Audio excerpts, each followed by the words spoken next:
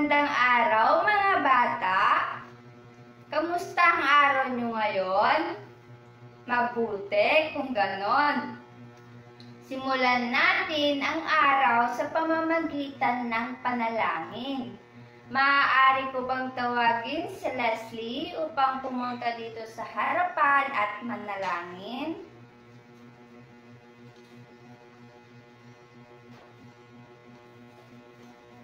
Amen. Bago tayo magsimula, maaari bang pulutin ninyo ang mga kalat sa ilalim ng inyong upuan at isaayos ito? Tapos na ba mga bata? Maaari na kayong umupo. Bago tayo magsimula sa ating klase, maaari ko bang malaman kung may mga lumiban ba ngayong araw? Ang galing! Bago tayo magsimula sa ating bagong paksa, atin munang balikan ang ating tinalakay kahapon. Sino ang nais magbahagi ng kanyang natutunan mula sa tinalakay natin kahapon? Leslie? Tama! Ano-ano naman ang mga yaman ng bansa? Dayan? Magaling! Tama ang inyong mga sagot. Talaga nga naman na pinakita ninyo na may natutunan kayo sa ating talakayin kahapon. Ngayon, bago tayo dumako sa ating talakayin, ay meron akong inihandang aktibidad. Magpapakita ako ng 4 na larawan na may kaugnayan sa isang elemento ng bansa. At magpapaunahan kayong hulaan ang tamang sagot. Tinatawag ko itong one pick, one word. Ano sa tingin nyo ang tawag sa larawang ito? Leslie? Tama! Ito ay soberanya. Paano naman sa larawang ito? Dayan? Magaling! Ito ay teritoryo. At ano naman ang tawag dito? Sherlyn? Tama, ito ay pamahalaan. At ano naman ang tawag dito? Casey? Tama, ito ay tao. Ngayon, alam kong handa na kayo sa ating talakayin ngayong araw. Ano ang inyong napansin sa ating aktibidad? Carl? Magaling! Ang ating talakayin ngayong araw ay ang ating bansa. Sa inyong ideya, ano nga ba ang bansa? Jera? Magaling! Handa na ba kayong matuto at makinig? Ang bansa ay isang lugar o teritoryo na may naninirahang mga tao na may magkakatulad na kulturang pinanggalingan. Kung kaya makikita ang isa o pare-parehong wika, pamana, relihiyon, at lahi. Ang lugar ay maituturing na bansa kapag mayroong itong 4 na elemento upang kilalanin itong bansa o estado. Ang 4 na elemento na ito ay ang tao, teritoryo, pamahalaan, at ganap na kalayaan o soberanya. Tayong mga tao ang may mataas na kontribusyon dito dahil patuloy nating binubuhay ang ating wika, lahi, at kultura na pinamana sa atin. Ano-ano kaya ang mga iyon, Krisha? Magaling! Ngayon, atin nang pag-aralan ang 4 na konsepto ng pagkabansa. Ano kaya ang mga larawang inyong nakikita? Magaling, mga bata!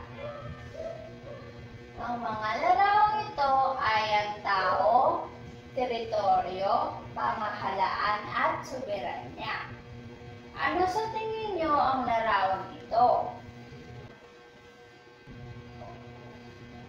Mahusay. Pakibasa ang kahulugan ng larawan ng tao.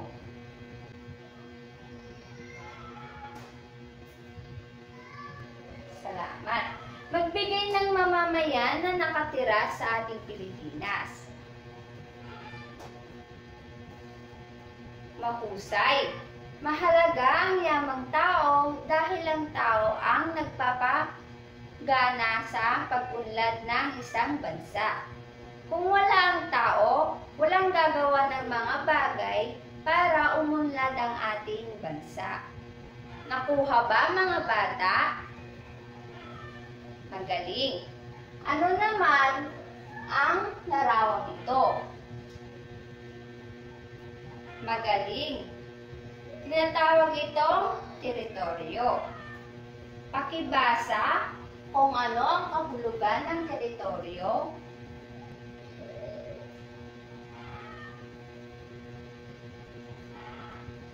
Ang teritoryo ang sukat ng isang lugar na sakop ng pamamahala.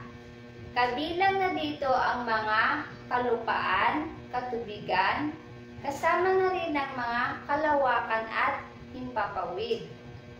Ano kaya ang bumubuo ng Pilipinas upang mabilang ang Pilipinas sa mga teritoryo? Mahusay! Ayon sa Silagang Batas ng 1987, Artikulo 1, ang teritoryo ng Pilipinas ay binubuo ng mga pulo at karagatan. Ano ang inyong nakikita sa larawang ito? Magaling! Pakibasa ang kahulugan ng pamahalaan, mga bata.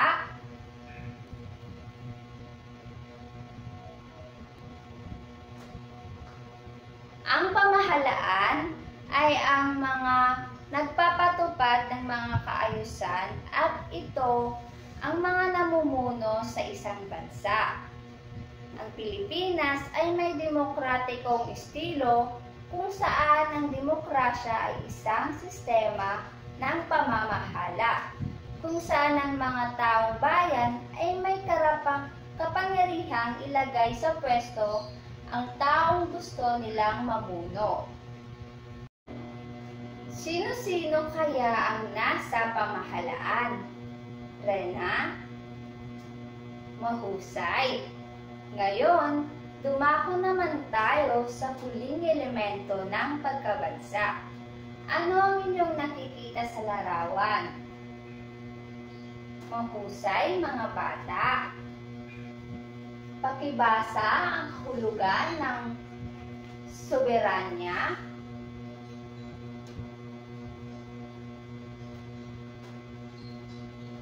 Ang pamahalaan at kalayaan ay konektado dahil kung maganda ang pamamalakad sa ating pamahalaan, ay magkakaroon tayo ng kalayaan. Tayong mga tao na nakatira sa bansang Pilipinas. Alam kong handa na kayo sa aktibidad na tinatawag na drawing relay ng elemento. Bago tayo magsimula, maaari ko bang basahin muna ang panuto? Hatiin ang klase sa mga grupo ng 4 na miyembro bawat isa. Bawat grupo ay may kailangang gumuhit ng isang malaking larawan na naglalarawan ng isang buong bansa. Bawat miyembro ay may sariling parte na iguguhit base sa ibibigay ng guro. Isa lang ang pwedeng gumuhit sa isang pagkakataon. Pagkatapos ng 2 minuto, ipasa ang marker sa susunod na miyembro. Ang unang grupong makakapagbuo ng larawang iyon ay ang panalo.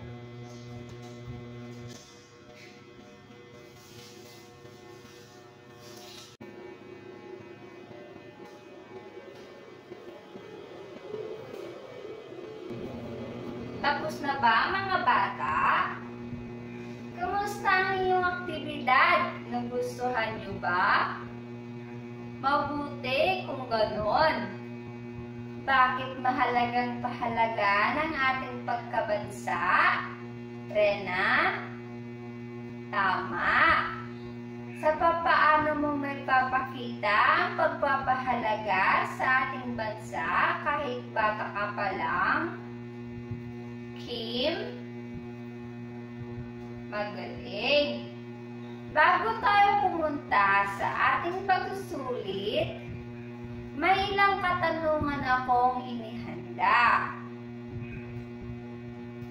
Handa na ba kayo? Ano nga ulit ang kahulugan ng bansa? Dayan? Magaling. Paano natutukoy ang bansang Pilipinas? Ang isang bansa?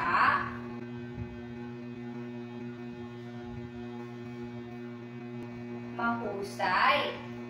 Ano ang kahalaga ng aralin na ito base sa inyong mga naunawaan? Krisha? Magaling.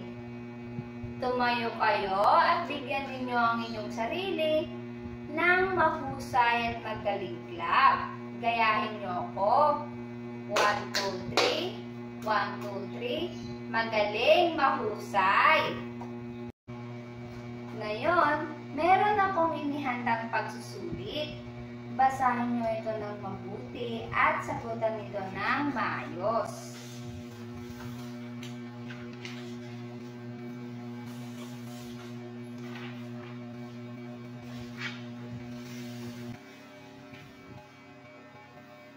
Tapos na ba mga bata?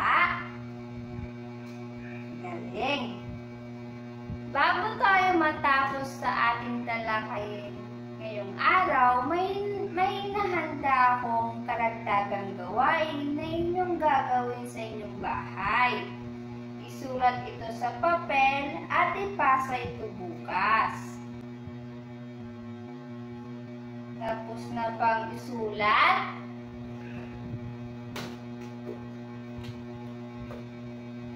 Bago tayo umalis sa ating silid-aralan, panatilihin nating maayos, malinis ang ating silid.